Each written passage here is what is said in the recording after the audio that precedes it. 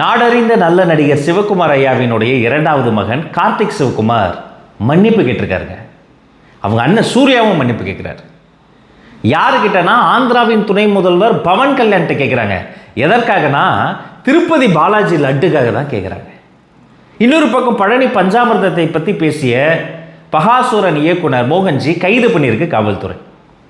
என்னதாங்க நடந்துக்கிட்டு இருக்கு? இந்த லட்டும் இந்த பஞ்சாமிர்தமும் ஒரு வாரமாக படாத பாடுபட்டுக்கிட்டு இருக்கு. அதை பற்றி தான் இன்றைக்கி பேச போகிறோம். உள்ளதுள்ளபடி தெல்ல தெளிவாக எல்லோருக்கும் புரியும்படி பார்த்துடலாம். வணக்கம் and welcome to Rajmohan report. பக்தி என்பது ஒரு மனிதர்களுக்கான நம்பிக்கை. யார் ஒருவனுக்கு பக்தி வருதோ அவனுக்கு பட்டினி என்பது விரதமாயிடும், உணவு என்பது பிரசாதமாயிடும், தண்ணீர் தீர்த்தமாயிடும், மனிதன் புனிதன் ஆயிடுவான். அவனுடைய அகந்தை, அவனுடைய ஈகோ எல்லாமே கரைஞ்சு போய் அவன் நாம் ஒரு சாதாரண சின்ன ஆளுங்கிறத புரிஞ்சு சரணாகதி அடைவதற்கான ஏற்பாடு தான் கோயில், சாமி, பிரசாதம் எல்லாமேங்க.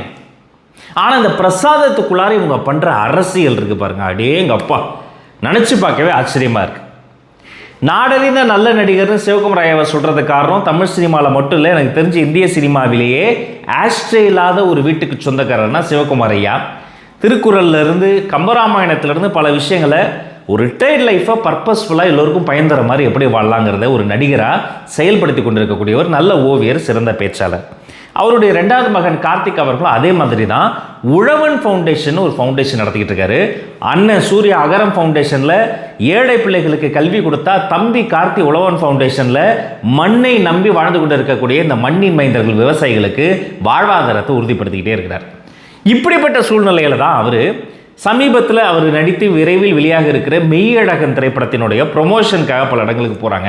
அப்படி ஆந்திரா போன இடத்துல ஒரு ஃபங்க்ஷனில் தொகுப்பாளர், நல்லா கவனிங்க, அவர் பேசலை, தொகுப்பாளர் ஒரு கேள்வி கேட்குறாங்க.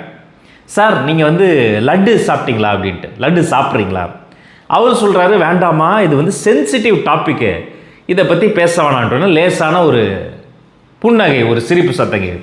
இல்லை இது மோத்தி லட்டு தான் அப்படின்னு தொகுப்பாளர் சொல்ல, எனக்கு எந்த லட்டுமே வேண்டாம்ப்பா அப்படின்னு இவர் சொல்ல, உடனே அங்கே ஒரு சிரிப்பலை வந்தது. இந்த வீடியோ வைரல் ஆகுது. திருப்பதி லட்டை பற்றி நீங்கள் எப்படி இவ்வளோ திமிராக பேச முடியும்னு உடனே பவன் கல்யாண் கோச்சுக்கிறாரு. அவரும் ஒரு நடிகர், அந்த ஊருடைய பவர் ஸ்டார், மிகப்பெரிய ஒரு வசூல் மன்னன், சமீபத்தில் வந்த தேர்தலில் வெற்றி பெற்று துணை முதல்வர் பதவியில் அமர்ந்திருக்கிறாரு.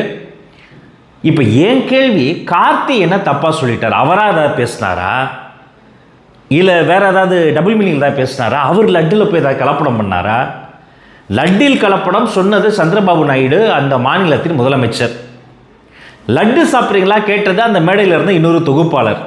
இது சென்சிட்டிவ் டாபிக் வேண்டான்னு இவர் ரொம்ப டீசெண்டாக தவிர்க்கிறாரு.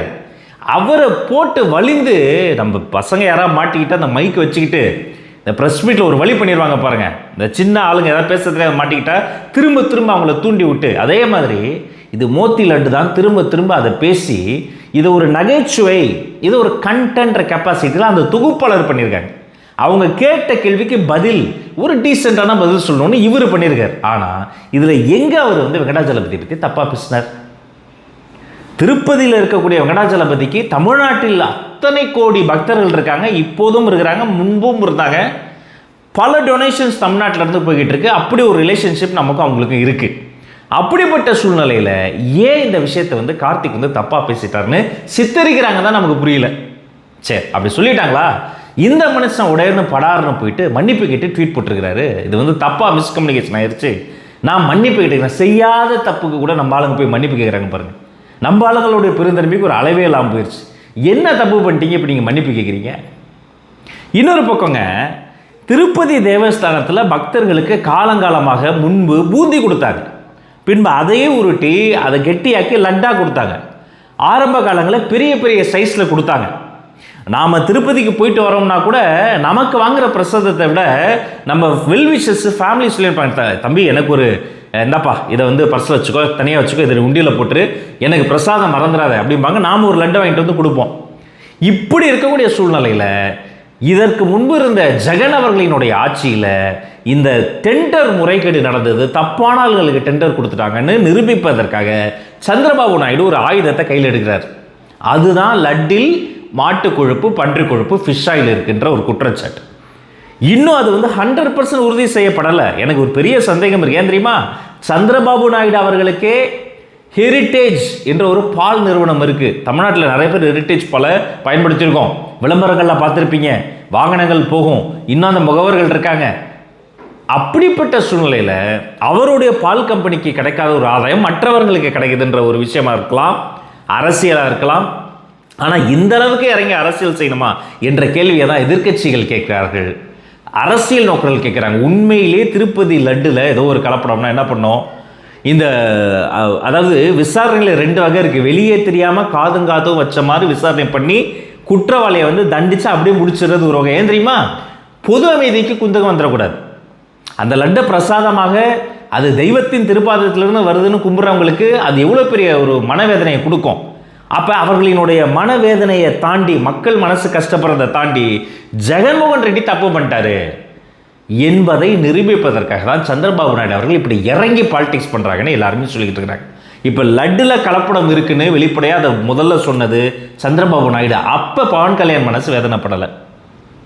இந்த லட்டில் கலப்படம் வந்ததை பற்றி நூற்றுக்கணக்கான ஸ்டேட்மெண்ட், நூற்றுக்கணக்கான மக்கள் வந்து பேசியிருக்காங்க, இன்ஃப்ளூயன்சர்ஸ் பேசியிருக்காங்க, ஆக்ட்ரஸ் பேசியிருக்காங்க.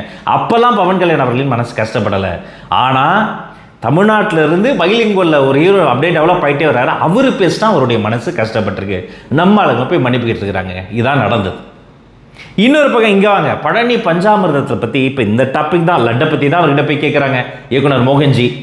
அவர் சொல்லும் போதே தெளிவாக சொல்கிறாரு, நான் ஒரு செவிவழி செய்தியாக எனக்கு கேள்விப்பட்டேன், பழனி பஞ்சாமிர்தத்தில் இந்த மாதிரி ஒரு பொல்யூஷன், அதாவது அடல்ட்ரேஷன் நிகழ்ந்திருக்கு, அதுக்கப்புறம் வெளியே தெரியாமல் ஊடி மறைச்சிட்டாங்க என்று அவர் வந்து உறுதி செய்யப்படாத ஒரு தகவலை அப்படி போகிற போக்கில் சொல்லியிருக்கிறாரு. அது தவறு தான். ஆனால் அதற்கு அவர் அதிரடியாக கைது பண்ணி, அதாவது அவர் வந்து ஆளுங்கட்சிக்கு எந்த ஒரு நட்போ உறவோ கிடையாது, சொல்லப்போனால் ஆளுங்கட்சிக்கு அவர் எதிராக நிற்கக்கூடிய ஒரு மனிதர் தான். அப்படிப்பட்ட சூழ்நிலையில் அவர் அதிரடியாக அப்படியே கைது பண்ணியிருக்கிறாங்க. இப்போ இதே லட்டை வச்சு எத்தனை மீம்ஸு, எத்தனை ட்ராலு, எத்தனை பேர் இதை பற்றி பேசுகிறாங்க. அப்போல்லாம் வராத கைது மோகன்ஜி அவர்கள் மீது வைத்து இருக்கு. நம்முடைய எண்ணம் என்ன தெரியுமா? அது லட்டோ பஞ்சாமிர்தமோ, எப்போ நம்பிக்கை உள்ளவர்கள் இறைவனை போய் நம்பி வேண்டி எனக்கு தேவைப்படுதுன்றார் இயக்குனர் எச்.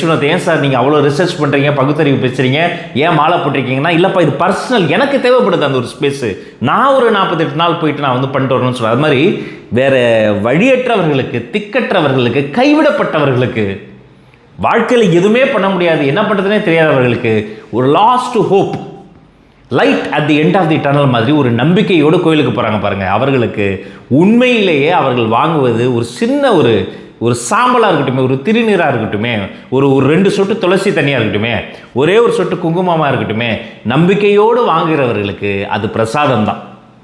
அதில் போய் ஒரு கலப்படத்தை பண்ணணும், அதில் போயிட்டு ஒரு இத்தனை கோடியை சம்பாதிச்சிடணும் அப்படின்னு ஒருத்தர் வந்து செல்வம் சேர்த்தா அது சேர்க்கறதுக்கு பேர் செல்வம் கிடையாது, பாவம். இது 2த்துக்குமான விஷயத்தை காலமே தீர்மானிக்கும். லட்டில் இருப்பது அரசியலா கலப்படமா அடுத்தடுத்த நாட்களில் இன்னும் பல இடங்களில் ஆய்வுகள் நடந்துகிட்டு இருக்கு. லேப் ரிப்போர்ட்ஸ் வரப்போகுது, அப்போ தெரிஞ்சிடும். பழனி பஞ்சாமிர்தத்தில் இதை போல் எதுவுமே இல்லை என்பதை 100% உறுதியாக அரசாங்கம் சொல்லியிருக்கிறாங்க. 2 கோயிலில் மட்டும் கிடையாது, எல்லா கோயில்கள்லையும் அவ்வளோ டொனேஷன்ஸ் வாங்குறீங்க, அத்தனை பேர் வந்து புரவலர்கள் வந்து ஹெல்ப் பண்ணுறாங்க, மக்கள் உண்டியலில் காசு போடுறாங்க. அப்போ அங்கே எல்லா இடங்களையும் விட நல்ல ஹைஜீனில், மக்களுக்கு கேடு விளைவிக்காத, உணவு கலப்படம் இல்லாத உண்மையான பிரசாதத்தை போடணும் என்பதை நம்ம வலியுறுத்துகிறோம். இந்த சம்பவத்தில் உங்களுடைய கருத்துக்கள் என்ன? கமெண்ட்ஸில் தெரியப்படுத்துங்க. வேறு எந்த விஷயத்தை குறித்து நாம் பேசலாம் அதையும் சுட்டி காட்டுங்க. உங்கள் அத்துணை பேருக்கும் நல்லதே நடக்கட்டும், நலமே சொல்லட்டும். நன்றி, வணக்கம்.